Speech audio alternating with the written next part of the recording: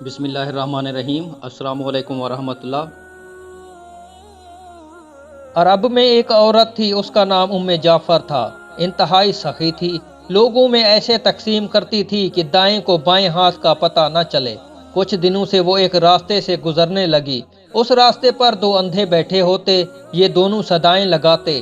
ایک کی صدا ہوتی، الہی مجھے اپنے فضل و کرم سے روزی عطا کر۔ دوسرا اندھا کہتا، یا رب مجھے جعفر کا بچا ہوا عطا کر۔ جعفر ان دونوں کی صدائیں سنتی اور دونوں کو عطا کرتی۔ جو شخص اللہ کا فضل طلب کر رہا تھا اسے 2 درہم دیتی، جبکہ جعفر کے فضل کے طلبگار کو ایک بھنی ہوئی مرغی عطا کرتی۔ دلچسپ بات یہ ہے کہ جسے مرغی ملتی وہ اپنی مرغی دوسرے اندھے کو 2 درہم میں بیچ دیتا۔ کئی دنوں تک یہ سلسلہ چلتا رہا۔ ایک دن جعفر اس اندھے کے پاس آئی جو جعفر کا فضل طلب کرتا تھا اور اس سے سوال کرتا تھا، اور اس سے پوچھا، کیا تمہیں 100 دینار ملے ہیں؟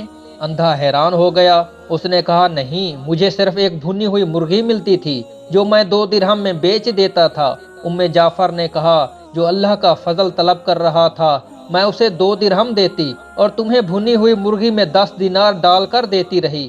اندھے نے اپنا سر پیٹنا شروع کر دیا۔ وہ چیخنے لگا اور چلانے لگا، ہائے میری کم بختی، کاش میں ایسا نہ کرتا، میں مارا گیا۔ جعفر نے کہا، یقیناً اللہ کا فضل طلب کرنے والا کامیاب ہے اور انسانوں کے فضل کا طلبگار محروم ہے۔